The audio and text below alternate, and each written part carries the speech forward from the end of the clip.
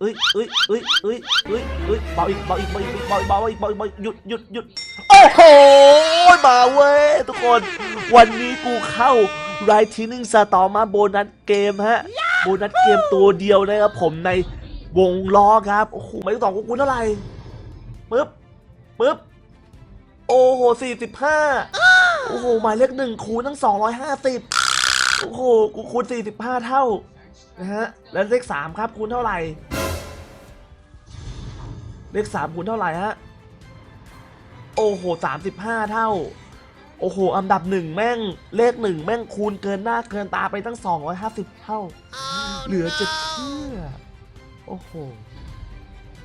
ดอกนี้แล้ว 6,000 ฮะ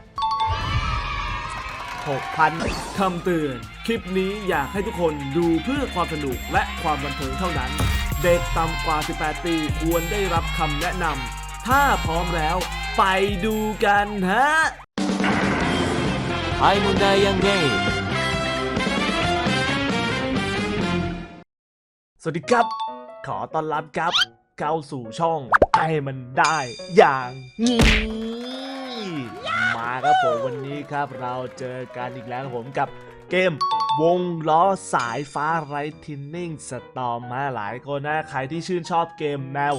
วงล้อผมวันนี้ครับเราจะมาจัดมาลุยกันนะมาดูกันว่าเราจะมีตัวเข้าหมุนลงโบนัสพิเศษหรือเปล่าลงโบนัสเนี่ยโบนัสเกมเนี่ยไม่ว่าเว้ยแต่ขอให้มันมีคูณด้วยเว้ยถ้ายิ่งแบบมีคูณเพิ่มอะลุยแล้วกันเนี่ยถ้าเกิดมีคูณเพิ่มนะครับแป๊บนึงนะตาให้ดูเนี่ยถ้าเกิดว่ามีคูณเพิ่มอย่างเงี้ยเห็นป่ะคูณ4คูณ2อย่างเงี้ยมันจะแจ็คพอตแบบแตกค่อนข้างหนักอยู่เว้ยทุกคนโอ้โหแม่งเข้าสายฟ้าไป2รอบติดเหลือจะเชื่อครับโอ้โห2รอบติดเป็นไปได้ไงเนี่ยโอ้โหอันนี้ตกไฟบอลคูณ2ไหมเนี่ยโอ้โหตกไฟบอลคูณ2แน่ดอกนี้โอ้โหไม่ตกไม่ถึงว่ะเฮ้ยเราเข้ามาผิดจังหวะเพราะเนี่ยเพราะว่าแม่งเข้าโบนัสเกมกันหมดเลยเว้ยโอ้โหตอนนี้คือแบบแม่งเข้าแบบรัวๆจัดอะเข้ารัวกับตัวอีโวอีกอะเฮ้ยแล้วเรามาที่หลังแบบนี้อย่านะอย่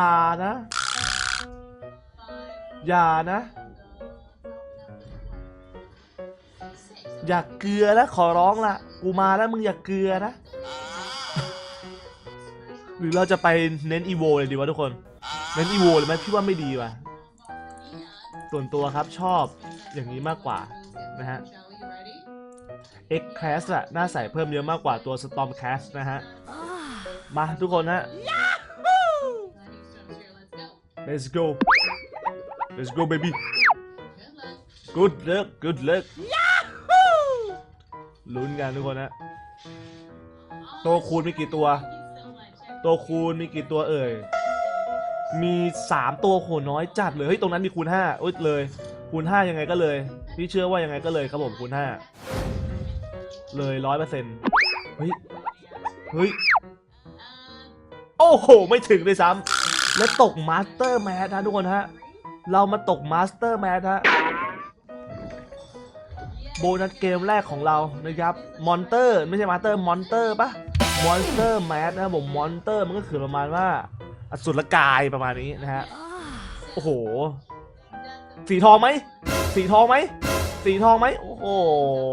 โคตรเกลือแดกดอกนี้ทุกคนเกลือเชี่ยคูณแค่7รอบก่อนคูณ15นะก่อนหน้านั้นเนี่ยก่อนที่เราจะลงรอบนี้คูณแค่7โอ้โหก็ขาดทุนอยู่เลยบอกไปหมุนมาสวยงามมากหมุนมาสวยงามมากไปครับผมหมุนมาฮะหมุนมาครับหมุนไป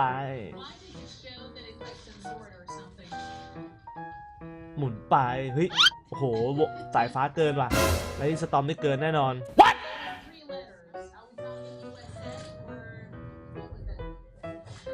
มาเฮ้ยคูณ3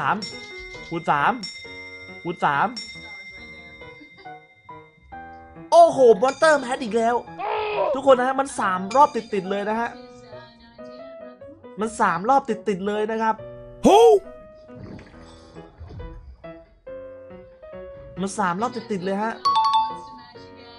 ขอให้มีตัวสีทองไว้ทุกคนถ้าเกิดว่ามันมีส่วนผสมตัวสีทองอ่ะมันจะเป็นตัวคูณเพิ่มทองไหมโอ้โหไม่ทองไม่ทองครับผมโอ้โหหนักกว่าเดิมหนักกว่าเดิมกูเหลือจะเชื่อมึงอันเนี้ย15มา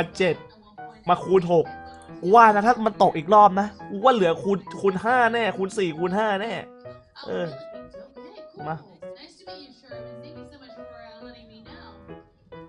มาครับ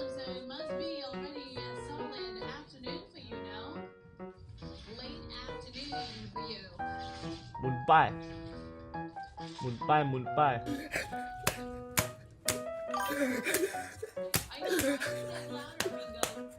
หูยตรงนั้นมีคู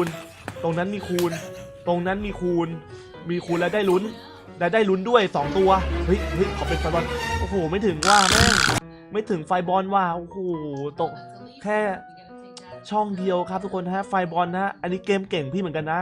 พี่รู้สึกว่าเกมไฟบอลอ่ะแม่งเป็นเกมที่แบบมันไม่สามารถที่จะเมคได้เว้ยทุกคนโอ้โหไปมาครับโหเรามาแบบว่าเอาจริงๆนะแม่งมาตอนที่แม่งออกโบนัสเกมมาเยอะแล้วคูณมาเยอะด้วยแล้วเราแบบมาไม่ทันนะโอ้โหไม่งั้นนะเราได้มันแน่ทุกคนเนี่ยถ้าพี่เข้ามาช่วงนี้นะกูบอกเลยมันแน่กูบอกเลยแต่ไม่เป็นไรนะครับมันก็เป็นช่วงจังหวะของเกมอะอย่างที่บอกเว้ยเล่นอะไรพวกนี้นะผมเล่นได้เป็นเรียนให้พอครับผมถ้าเกิดว่ารู้เล่นไม่ได้ก็พอพักเลิกนะฮะเพราะว่าเราก็มาหาจังหวะเข้าใหม่เฮ้ยเบาอีกหยุดโอ้โหมาเว้ยทุกคนวันนี้กูเข้าไรทีนิ่งสตอร์มาโบนัสเกมฮะโบนัสเกมตัวเดียวนะครับผมในวงล้อครับโอ้โหมาว่ะทุกคนวันนี้มาว่ะเอาหมายเลขเลยดีวะทุกคนหมายเลข2แล้วกันคิดว่านะครับกูอยากได้คูณ400เท่าว่ะหมายเลข2แล้วกันเว้ยโอ้โหมีคนเข้าหลายพันคนเลยอะดอกเนี้ยหลายพันคนแล้วมาครับทุกคนนะช่วยกันลุ้นครับขอให้มีคูณ400เท่าเข้ากูซะขอให้เกินคูณ100ก็พออะเกินคูณ100มาเกินคูณ100มา1คูณเท่าไหร่โอ้โห250 1คูณไป250โอ้โหเหลือจะเชื่อแล้วกูกดหมายเลข2ไปหมายเลข2กูคูณเท่าไหร่ปึ๊บโอ้โห45โอ้โหหมายเลข1คูณตั้ง250โอ้โหกูคูณ45เท่านะฮะแล้วเลข3ครับคูณเท่าไหร่เลข3คูณเท่าไหร่ฮะโอ้โห35เท่าโอ้โหอันดับ1แม่งเลข1แม่งคูณเกินหน้าเกินตาไปตั้ง250เท่าเหลือจะเชื่อโอ้โหดอกนี้แล้ว 6,000 ฮะ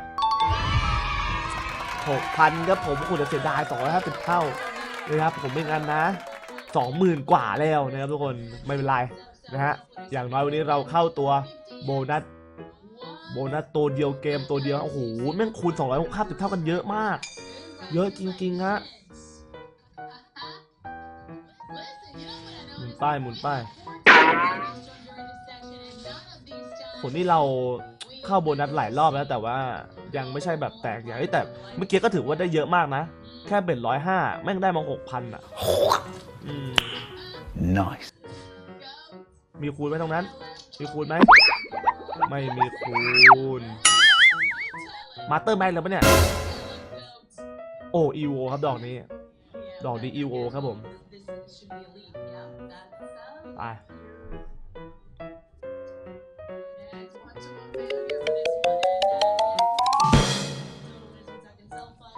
ครับผมมาหมุนไป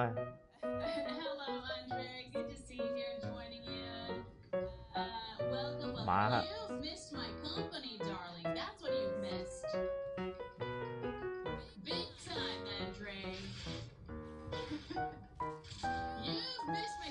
หมุนไป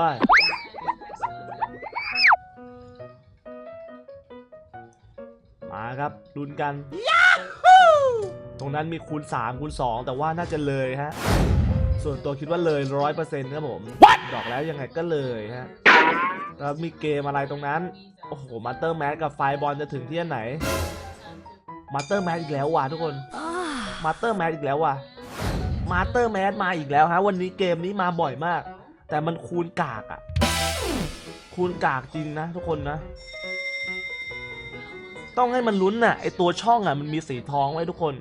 ถ้ามีสีทองอ่ะมันจะได้คูณเยอะครับมีตัวคองมันจะคูณนะทุกคนนะ5 2ทองไหมทองไหมไม่มีทองว่ะข้างบนหัวทองไม่มีคูณ11เท่าทองเนี่ยมันมีขากับตัวหัวไม่มีว่ะมาทุกคนฮะสุดท้ายตานี้ครับขออนุญาตนะเบิ้ลให้เลยป๊อกเลยป๊อกเบิ้ลไปดอกนี้ครับผมปิดให้สวยๆเบิ้ลไปดอกนี้มาดูกันว่าจะมีเข้าอะไรหรือเปล่าแจมหรือเปล่าปิดป๊อกกันเลยครับดอกนี้ครับมาฮะลุ้นกันฮะแจ็คพอตจะมาไหมตัวคูณจะมาหรือเปล่าโหถ้าเป็นตัวอีโวนะบอกเลยว่านะครับเจ็บจี๊ดนะฮะเอาจริงนะเจ็บจี๊ดเลยวันนี้เราเข้าโบนัสเกมไป4 รอบแต่ว่าไม่มีแจ็คพอตแบบแตกนะมีไว้แต่ว่าเราเลือกไม่ถูกเว้ยเราเลือกไม่ถูกเราไม่เลือกเลข1เว้ยเราไปเลือกเลข2นะฮะเราไปเลือกเลข2นะครับผมไฟบอลเกินแน่นอนนะครับเอาแล้วเลยเอ้ยคูณ7โอ้โหคูณ7เลยคูณ7ยังไงก็เลยโอ้โหตกอีโวแน่นอนเอ้ามาเติมไหมเนี่ยโอ้โหแล้วดอกนี้ตกอีโวโดนเน้นเลยฮะโอเคครับวันนี้ครับเราเข้าตัวโบนัสนะฮะเกมไรที่1สตอมไปสายฟ้านะผมแต่ว่าเราเลือกนะฮะเบอร์ผิดครับเบอร์ของเราเนี่ยนะครับได้เป็นคูณสูงสุดอันดับ2ฮะคูณสูงสุดอันดับ1คือเลข1แม่งคูณ250เท่าโอ้โหเลยจะเชื่อเรากดไม่ได้ฮะโอเคครับผมยังไงฮะถ้าเกิดว่าใครนะครับชื่นชอบนะครับผมคลิปนี้เกมนี้ครับพี่ฝากกดไลค์กดถูกใจไว้ด้วยนะผมแล้วเกิดนะฮะคุณนะครับผมอยากให้เล่นเกมอะไรครับคอมเมนต์นะฮะไว้ใต้คลิปนี้ได้เลยนะครับแล้วก็ถ้าเกิดอยากรับชมเกมความสนุกมันอีกแบบนี้ครับกด Subscribe กดติดตามไว้เจอกันใหม่สวัสดีครับผม Hai Muda Yang Game